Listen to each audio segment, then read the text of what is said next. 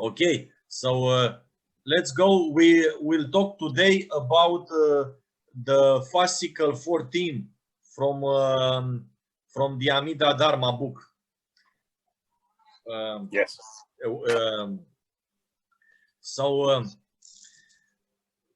As you know, in the fascicle 14, we also have 12 precepts, 12 moral precepts.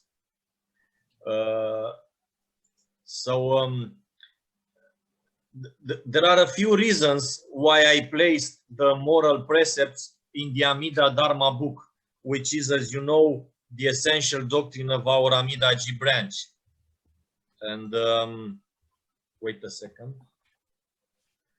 So, in Jodo Shinshu, you know that in Jodo Shinshu we say that the evil person is the object of Amida salvation. But we can never know how evil we are if we do not have a moral standard to which we can compare ourselves to. So, and there is no better moral standard than the Buddhist precepts.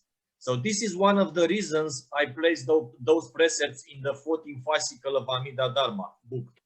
By realizing that you can't follow many things that are present in those precepts, you will know that you really can't attain perfect enlightenment through your own power. There are three elements that one must develop on the self-power path. Meditation, first is meditation, or any kind of practice that you do to attain enlightenment. Second is precepts, and third is wisdom. So none of these three can be practiced without the other. You cannot be successful in doing any kind of meditation or practice if you do not observe the precepts. And you can't observe the precepts without meditation.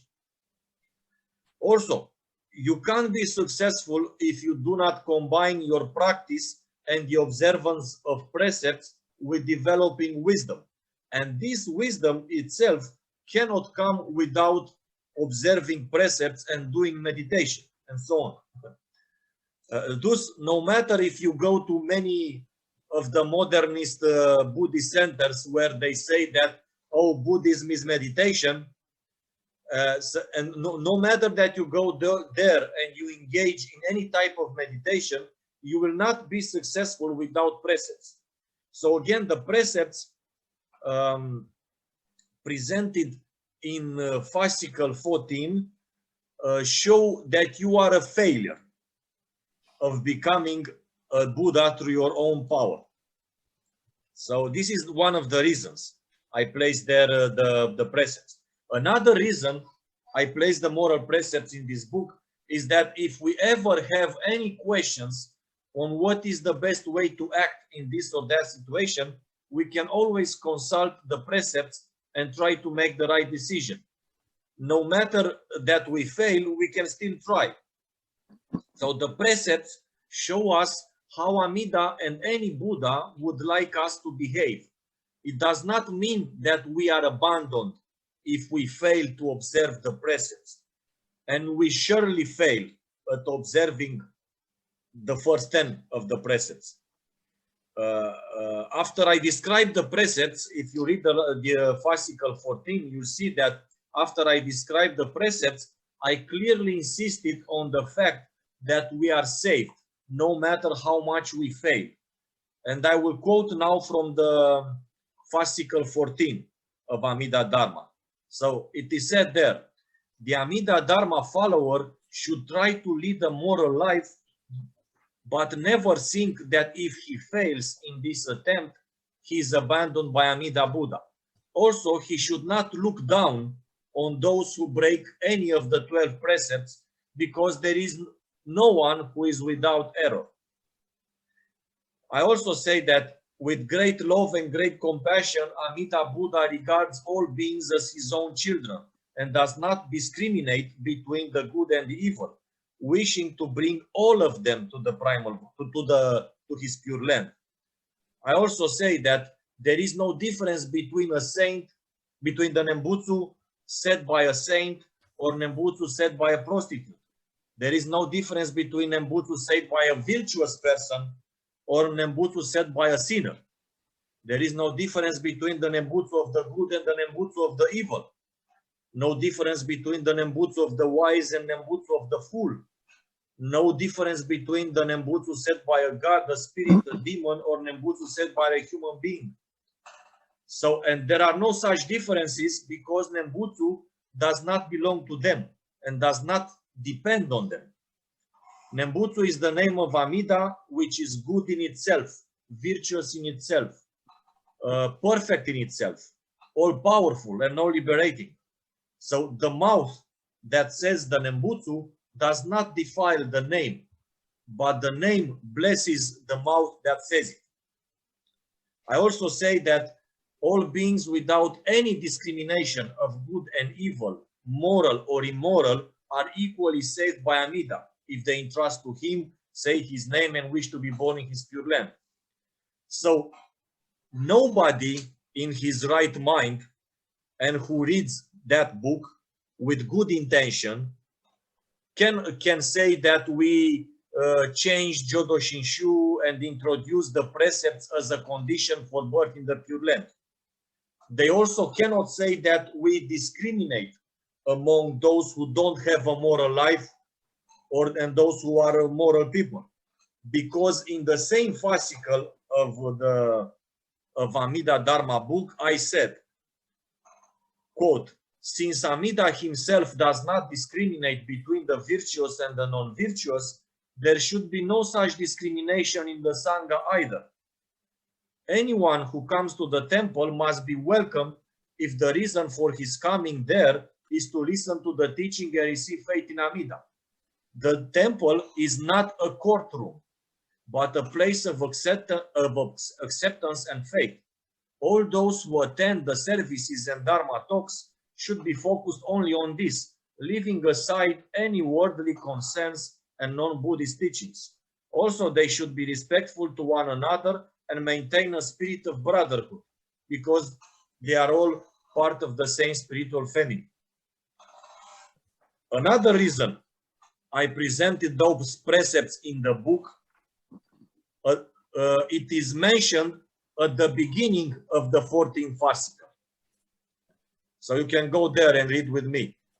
There I said, quote, Amida Dharma is neither an instrument to justify blind passions, nor institutionalize them as normal behavior. Indeed, in its saving activity, Amida Buddha makes no distinction between virtuous and non-virtuous people, but making no distinction out of great compassion between them, saving them and leading them to his pure land, it does not mean that he supports or encourages evil.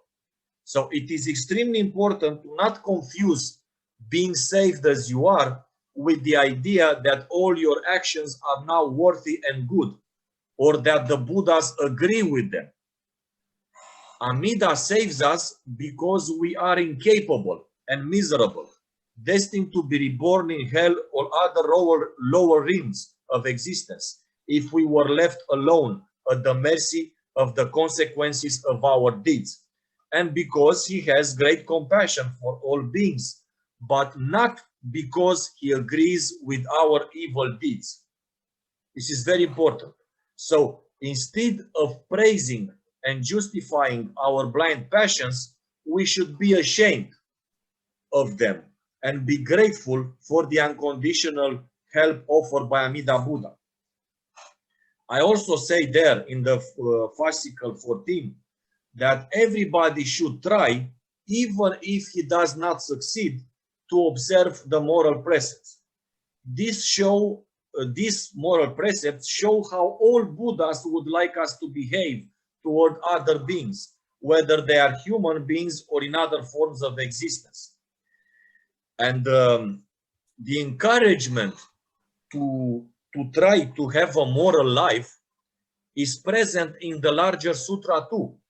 If you check, please check the sections 31 to 40. I also explained them in my commentary on the larger sutra. Even in his primal vow, Amida shows us that there are some very grave actions that he does not want us to do, like the 5 grave offenses. But that's a topic for another discussion. We discussed that when we talked about the so-called exclusion in the primal vow. Shakyamuni, for example, said in the larger sutra, encouraging us to have a moral life. In the same sutra where he spoke about Amida and the primal vow, he also encouraged us to have a moral life, especially in these sections 31 to 40. So he said there, quote, "You should not follow the urges of the passions, break the precepts, or fall behind others in the practice of the way." End of quote. And another quote, "People of the world, parents and children, brothers and sisters, husbands and wives, and other family members and kinsmen should respect and love each other, refraining from hatred and envy. They should share things with others, not be greedy and miserly, always speak friendly words with a pleasing smile, and not hurt each other." End of quote. So, and there are many such encouragements to have a moral life in the same sutra, as I said, where the primal vow is presented. So we can come, this can make us come to the conclusion that while we are indeed saved as we are, we can always try, and trying is the key. To try is the key. To lead a moral life, although we can hardly be successful. So, as a voluntary choice and not a requirement for birth in the Pure Land, we should try our best to live a moral life, which can include not to hurt anybody directly or indirectly. Don't steal, don't engage in sexual misconduct, don't lie, don't drink intoxicants, don't eat meat, for example, but never relate this to our attainment of Buddhahood, which comes only through Amida Buddha's power. Our success or lack of success in voluntarily observing precepts has no connection with our enlightenment, so we can be relaxed in this matter. This is the difference between Amida Dharma or Jodo Shinshu and other Dharma gates, where to be successful in observing precepts leads to attaining enlightenment. So what a Jodo Shinshu follower should do is to delete once and for all the words personal merits or personal virtue from his Buddhist vocabulary. These concepts, personal merits and personal virtue, may have some significance in other schools, but in Jodo Shinshu, they have no significance at all. Neither Shinran or any patriarch of our school ever said, kill, steal, lie, cheat on your wife, and so on. But rather, they intended to say that even if you don't kill, don't steal, don't lie, don't cheat your wife, it doesn't mean that you are a good person, capable of attaining Buddhahood by yourself. So this is something that we have to understand clearly. So also, even if it is said in Jodo Shinshu that in the last Dharma age, precepts no longer exist, this doesn't mean that we should do whatever we want. So, and this expression, there are no precepts, means that people living in the last Dharma age are no longer capable of using precepts in order to advance to enlightenment. So the precepts are as good as non-existent.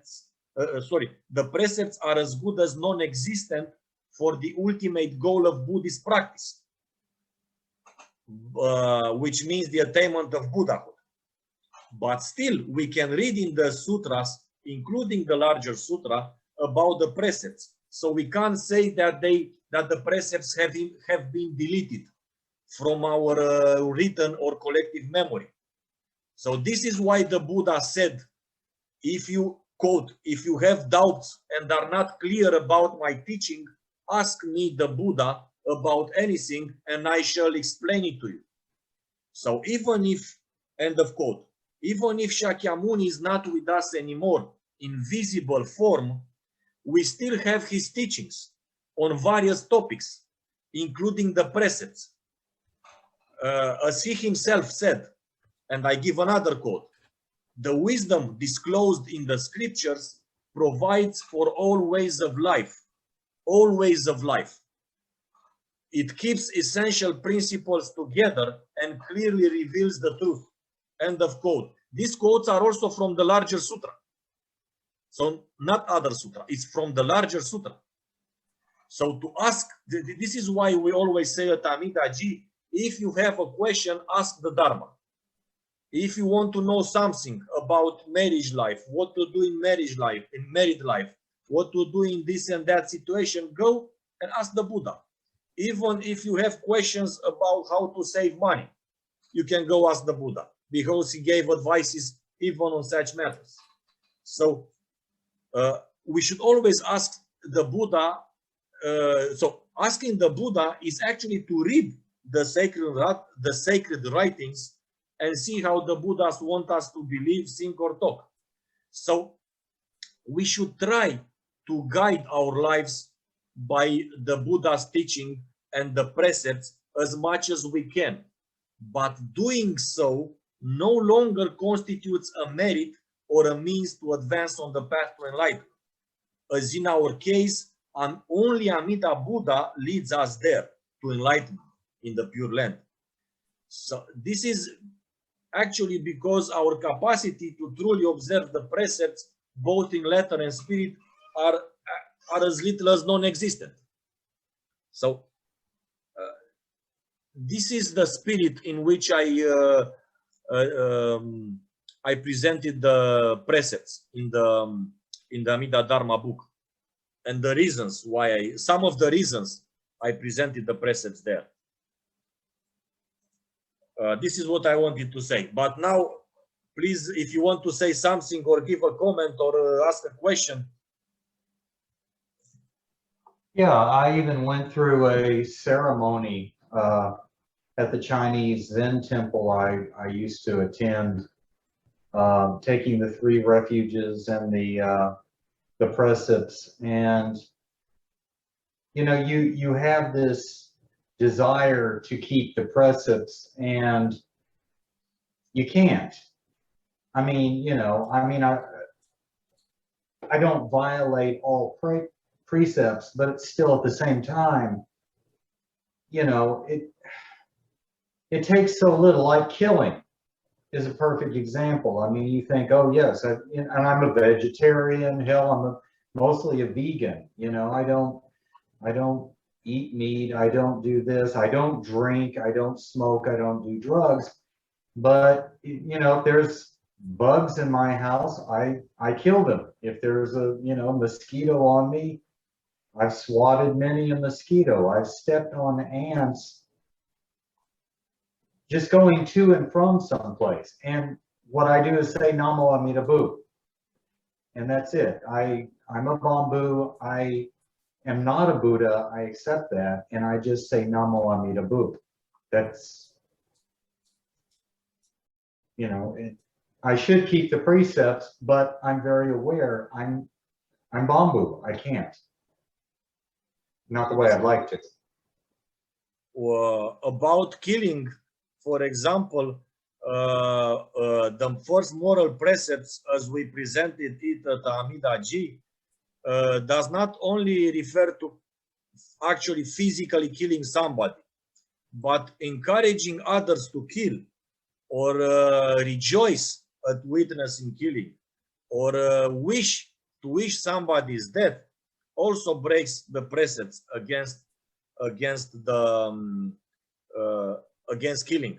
And I did not invent these precepts. If you go to sutra called Bomo Kyo or Brahmanet Sutra, which was always the standard of morality for Chinese Buddhism, for Japanese Buddhism, you can see that they have the same expressions that I used to. So not even to those are explained the Bodhisattva precepts in that sutra.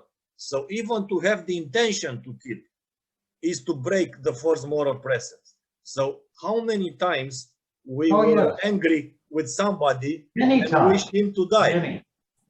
Yeah. I wish that son of a bitch would die. You know, I've said that, and Yes. I not that long ago. So this is what when Shiran says that evil people are saved, he meant not only he meant that evil is very subtle in us. You know, we on the outside we all think that we are good people, and even to and we always maintain an image of good people, even to ourselves. We say, "Oh, I didn't kill anybody, and this makes me a good person." No, it doesn't, because you wanted to kill people. You saw it so many times. You when you are happy about the killing of other people, then you actually participate in the killing. So It's true.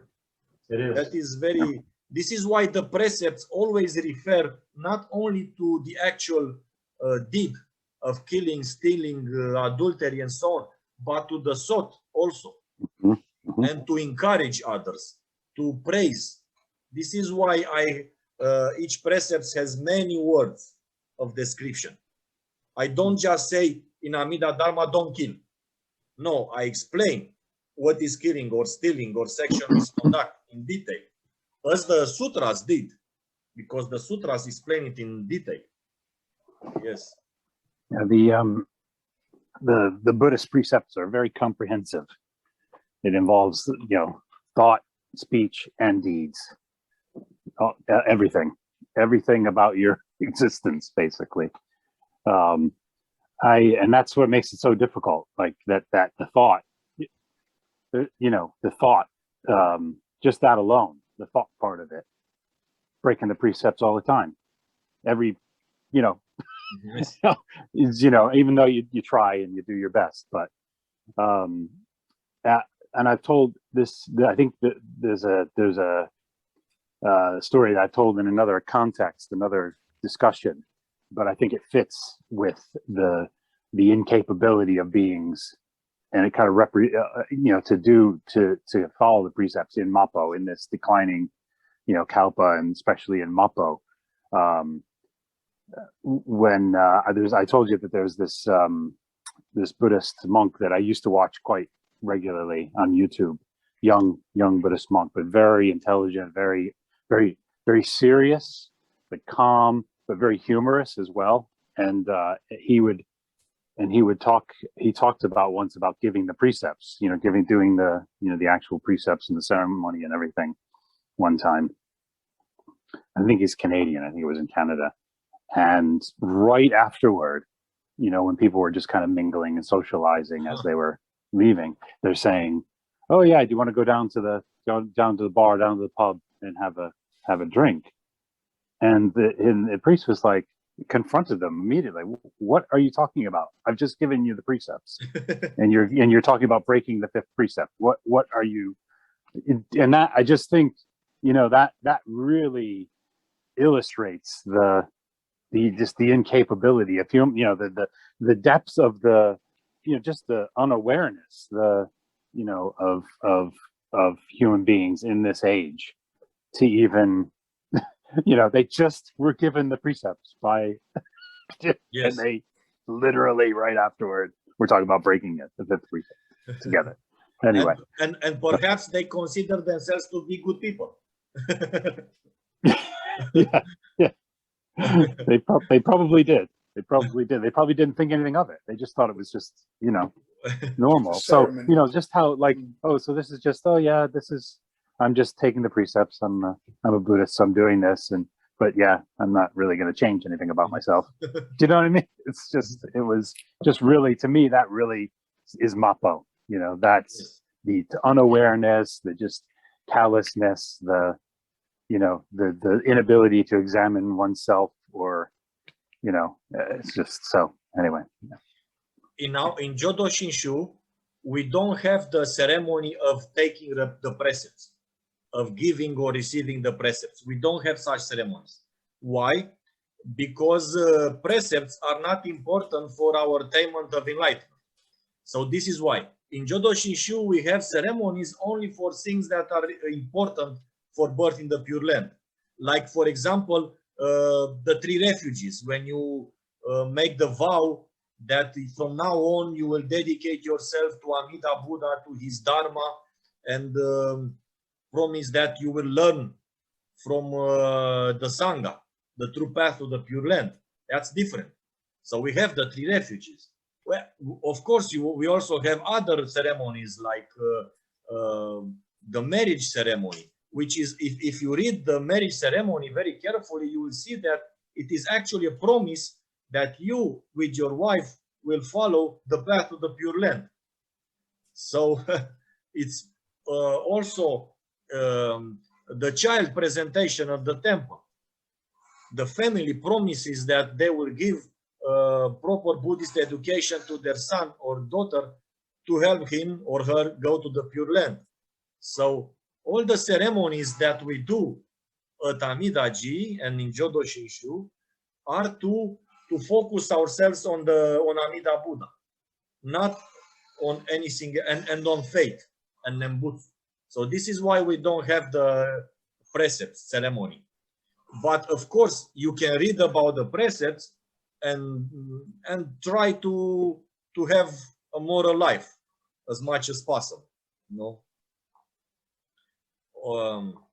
Yes. One more thing. As you have seen, the 10 of the 12 precepts relate more with the specific moral lives and moral attitudes related with not to kill, not to steal, not to commit sexual misconduct, and so on. The 11th moral precepts also relates with the Sangha, because there I say that we should not denigrate your spiritual teachers and colleagues in the Sangha, and do not encourage others to do so. This is something that we can do also. So Jodo Shinshu followers with faith in Amida Buddha can follow these precepts. We can't follow perhaps the precepts with sexual misconduct, especially Joshin, who is the ladies' man. But always surrounded by ladies. Always. But, they always come yes. after it, man. You can't help it. But even he, the worst, the evil ones, can respect the 11 precepts with the Sangha, and he has a good attitude towards us. And he will also follow the 12 moral precepts, and he will never promote, and he never promotes views that are against the Buddhist teaching. Yes. So, so the 11th and the 12th precepts are more actually related with Amida Dharma. This can be followed. Of course, from time to time, we might have some, perhaps some of us can make the mistake and have a negative thoughts toward other Sangha members. Perhaps, I don't know. You never know. We are now a small Sangha, but when we will have 1,000 people in the same room, in the same temple, many people might not like the other ones. So, but they can always come back to the 11 precepts and realize how they should think and behave toward other Sangha members. Yes. So I think we do a decent job of that. You know, I yes. think, I'm sure people are human and they just, you know, we have, we have our attitudes and things, but I think we do a pretty good job of actually checking that, Yes. with each other, and just, just have a lot of respect and love and, compassion We for are each also other. at But the beginning. We are also Yeah. at the beginning. yeah, Of the My Sangha. problem is not out inside this Sangha. My problem is the attitude of people outside of this Sangha. And I find it very hard, and I work on it, and very unsuccessfully. You talk about wishing ill on people, the rudeness in our society, and everywhere you go, it's like, it's just, it's sometimes the insanity. It's kind of like, it's hard to practice that, and I do try, but my thoughts, I have no control over what I think of most people outside the Sangha. This is one thing I wanted to, sorry. This is one thing I wanted to raise about with the precepts. Joshin kind of was, the topic that he was raising there kind of alludes to it, that even not only are people incapable in Mapo of this, not only are we incapable, but there are things built in that are actually against it, that are against like moral behavior. Like there's defenses, like people become very, like there's, individually people have rationalizations, and then there's these rationalizations that are accepted societally, against any moral behavior. There's these defenses within the individual and in society against anybody raising any like moral issues. So if you raise it about a certain person, you're being repressive, or different people, or you're being judgmental, or you're being repressive, or you're you're discriminatory, or you're being a bigot, a bigot, or whatever. Yeah. And even though pretty much we apply that same thing to everyone, no matter what they are, no matter what their gender, no matter what their, way of life, no matter what their, ethnic background, no matter what their country, no matter where they're from, no matter who they are, no matter how they act, like it's all applies equally to all human beings. But somehow if you raise it, you know what I mean? There's just defense, there's just these defense mechanisms against it, against any kind of consideration of, well, maybe you should like examine your own behavior. Like even that,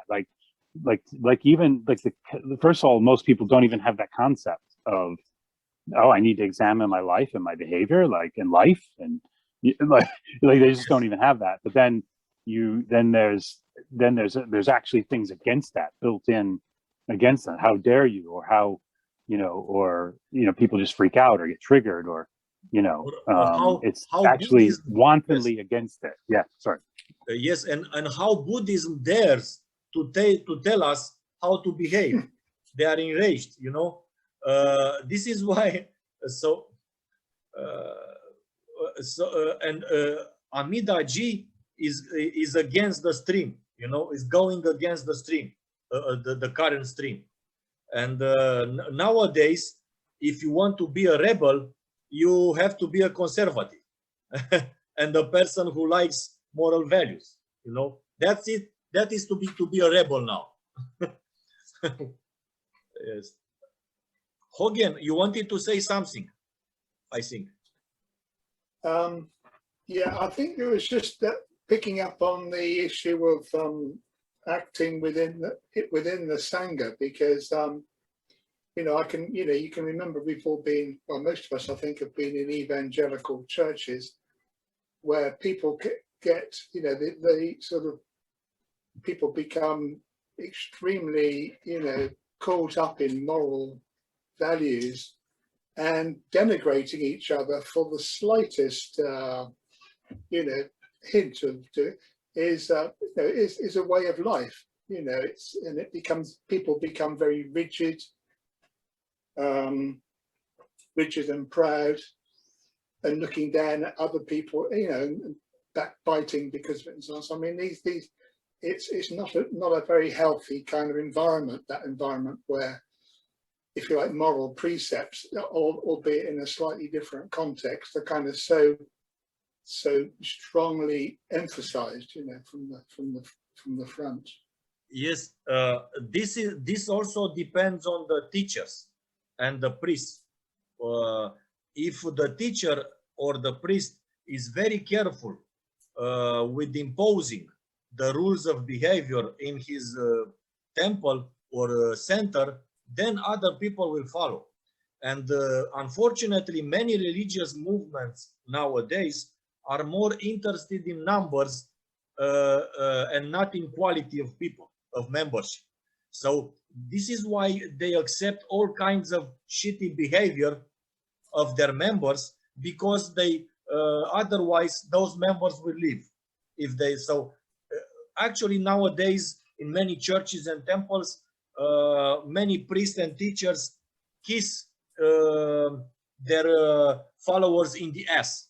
This is a you know, they don't have the courage to say this is not good behavior, we should do like this. And even those priests are not capable of being an example themselves in the Sangha. I don't ask them to be an example in society, because many of us fail. But at least in the Sangha, we should try to be an example of good behavior in the Sangha. So I think that we should always be focused on quality. And if you will ever have a center in your own countries or towns, after you become teachers and priests, you have to be very careful with people and very strict. Be kind, but be strict. And if they don't follow the rules of behavior, you can tell them once, you can explain them, and if they refuse, then just kick them out, send them home. Nobody should ever be allowed to destroy the harmony in the Sangha and to destroy the atmosphere of veneration and concentration of the Dharma in the Sangha. Because people who come for gossip, for other things, they should be told to correct their behavior, and if they don't, they should be sent home. We don't need many people in the Sangha. We need people who are focused on the goal of receiving faith. That's the goal of the Sangha. Anybody else should go home. We don't need them. So we are not. We do not depend on people, you know. And yes, this is very important. I was just going to follow up on what Hogan had said there, because it's like that. And there's another side of it, is in this age, when people try to, you know, when they start out with good intentions in a religious community to apply these things, it becomes abusive. It becomes harmful to each other, and they apply it in abusive ways.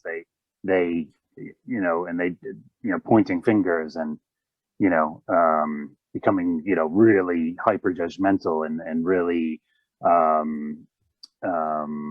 instead of it being something that these precepts are to help you, you know, these precepts are to, you know, these moral ways of life are for your own good, or for your welfare, for your well-being, you know, not for, you know, but it becomes this other thing. And I've been in a similar, you know, non-Buddhist communities where it was like that, you know, and it, you know, it just, you know, so it becomes something hurtful instead of something helpful in this age. I think it's another mark of, you know, or another evidence that we're in Mappo. Yes, there is a reason why we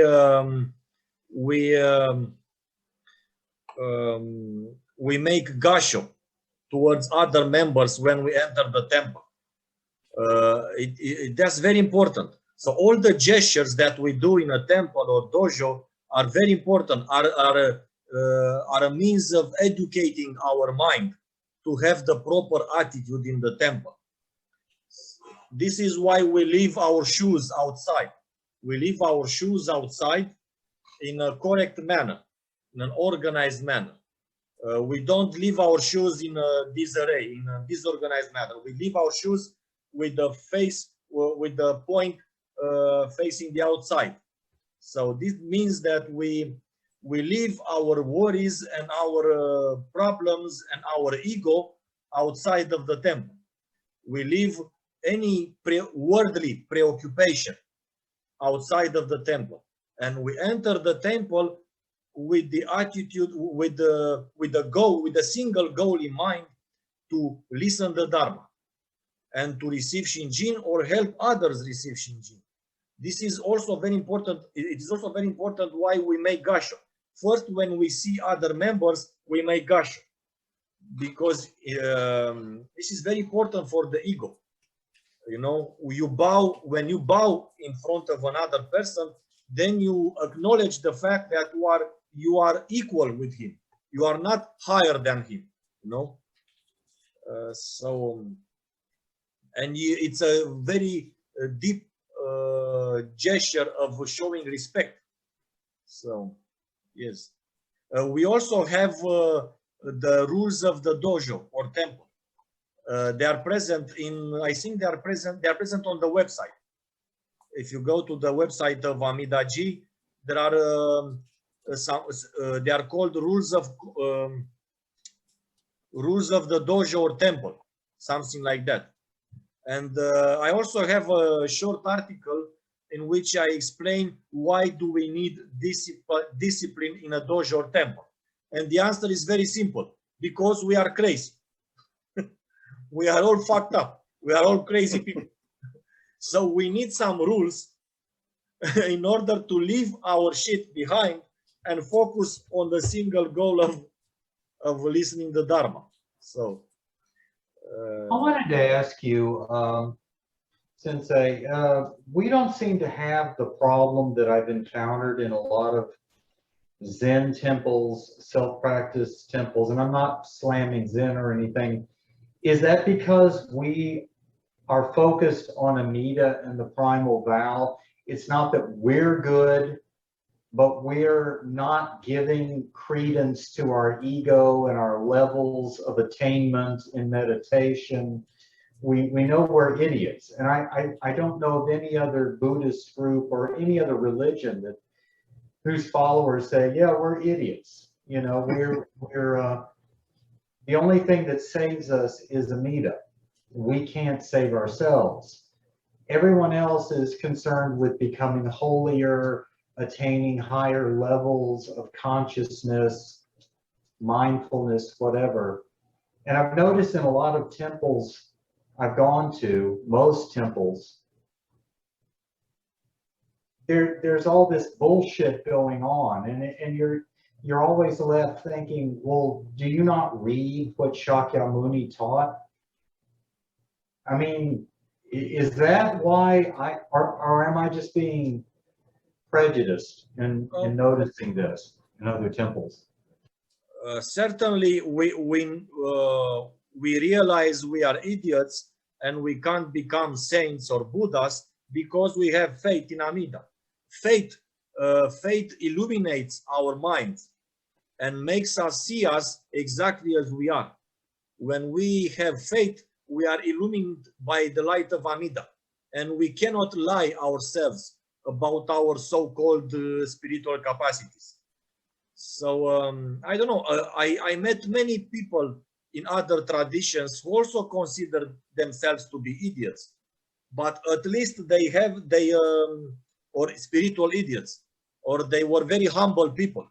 I met people like that, but of course their aim was to attain enlightenment, and they consider that they can attain enlightenment, while we think that we can never attain enlightenment. So this is also very important indeed. But in Jodo Shinshu, what makes us have a good behavior towards others is Shinjin. What makes us be attentive to the goal of coming to the temple is also Shinjin. But even a person with Shinjin needs to hear about the rules of conduct. But when a person of Shinjin hears about the rules of conduct, he is happy. He thinks, oh, that's a good attitude. That's I will always try to be like this. But when a person without Shinjin hears about rules of conduct, he always complains, you know, because he's not there at the temple for such things. You know? Also, a person of Shinjin, when he hears about moral Buddhist teachings, he doesn't complain because he has no problem that Shakyamuni said this or that thing about morality, because he knows he's saved anyway. So when you are saved by Amida, you don't need to change Buddhist morality. When you know you are saved, you don't need to change Buddhist morality. But when you don't have faith and you don't care about being saved, then you don't like Buddhist morality. You can't accept yourself as being evil. You can't accept that your sexual life, for example, is sexual misconduct. You can't accept that. But see, so Shinjin makes Shinjin does a lot of miracles with us. You know, it makes us accept many things. It doesn't make us moral people, but at least it makes us accepting Buddhist morality and our and us being wretched beings, you know. Yes. I was one also raised the issue of I mean in some schools there is the you know, a big practice is purification, you know, purifying your moral downfalls and karmic seeds, if you like, through and there's a big danger in this because I know like the Vajrasattva practice, it's incredibly blissful and you come away feeling, wow, you know, I'm completely pure. And you could kid yourself, boy, you do kid yourself that, you know, wow, I can do this. You know, I am completely pure. I can reach, you know, I am a Buddha, you know, essentially. That's essentially what you kind of come away feeling. Even the ones like the 49 confession Buddhists, you come away feeling extremely blissful and good about yourself because you've got rid of all this crap. And so everything's fine now, you know. So it is very dangerous, that, you know, potentially dangerous to your own way of life, really. Yes, yes, indeed. This is why Shinjin protects us, because Shinjin makes us see ourselves as we really are, and we'll never have any hope about us being good. So that's a protection. That's a very good protection.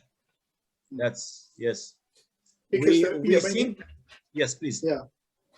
When, you know, when you do these purification practices, I mean, that feeling, that blissful feeling, it only lasts for a couple of days at the very most. So yes. It's impermanent, like we say in the 4 thoughts that turn the mind of Dharma. All those things are just impermanent and untrustworthy, you know, but people carry on doing them. You know, they spend hours doing Vajrasattva, then it wears off, so they do it again, you know, so it's like a drug almost. They are looking for a spiritual narcotic to feel good. I'm sure it is. Exactly. It could be explained in neurological dopamine or something like this. This is not the fault of the Buddhist practice. Exactly. not the fault of Vajrasattva. It's their fault. Yep. Because they are Yeah. hungry for spiritual sensations and feelings. It is, yeah. Yes. Exactly. Uh, Exactly. we don't It's a we can't we don't always realize how deep and profound Jodo Shinshu path is, because it's we just say it's a simple way of faith, but that faith is very important because it helps you against all these kinds of spiritual dangers, and it makes you actually to be more detached from these spiritual dangers. You can't fall into the trap of calling yourself or thinking about yourself that you are a good person or a saint or that you attained enlightenment. You can't be fooled into that. So if you have faith, it's actually, as Renyo said, our Jodo Shinshu's path is the teaching of non-ego, in the fact that you completely you completely refuse to rely on your ego, on anything that is related with your ego. You abandon any reliance on your ego. This is what we do in Jodo Shinshu. By completely relying on Amida, we don't rely on ourselves, on the false self at all.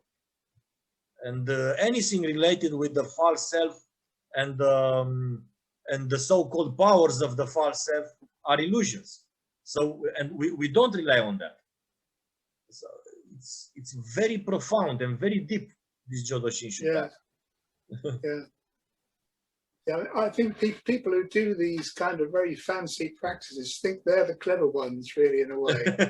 You know what I mean? Because it's so complicated. It's all, you know.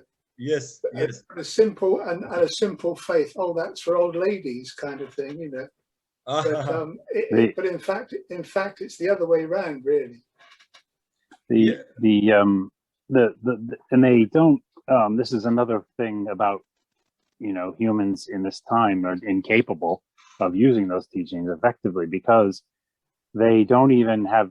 It's almost like they're not even aware that, yeah, okay, that you do those procedures, you do those, you know, these exercises, you do this meditation, but you're supposed to take that in every moment of your day, as you're supposed to be practicing it every second, which we're just not capable of doing. But they don't even have. I don't think they even have that concept anymore. It's just become this addictive behavior to get this.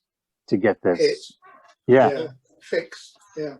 There is a very simple concept in Buddhism. There is the false self, our so-called our personalities and unenlightened personalities, and the true self, which is Buddha nature. So anything that you do while relying on the false self is delusional.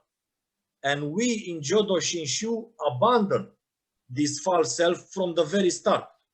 We abandon any reliance on the false self. And that's very wise to do. This is why in Jodo Shinshu we speak about the wisdom of Shinjin. So Shinjin, this is why we say Shinjin is wisdom. It's not personal wisdom. It is the wisdom of, because we are influenced by Amida, we come to have this wisdom of knowing who we really are. And we look to ourselves and we look to this false self, and we realize we can't attain enlightenment through it. We realize that you can't make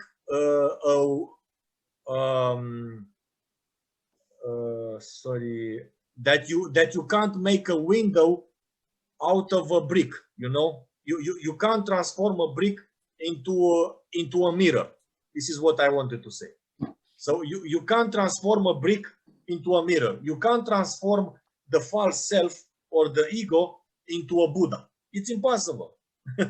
So all you need to do is to rely on a Buddha, and then you go to his sphere of influence or to his enlightened land where everything is conducive to enlightenment. You are born there, and the moment you are born there, all the layers or the delusional layers of your false self are melted. and only the Buddha nature remains. That's the smartest way to become a Buddha, you know. Not to transform this false self into a Buddha. It's impossible. Yes. It is, yeah, and the how profound it is. The simplicity of the Jodo Shinshu teaching. We can't see it because we're bambo, you know. But we even accept that as well. We are doing this without having a profound understanding of ultimate nature. Yeah. Yes. Yeah. Exactly. Because we're it's incapable. beyond our understanding. But this is what we are actually doing. We don't rely on the false self. This is what we do. Yeah.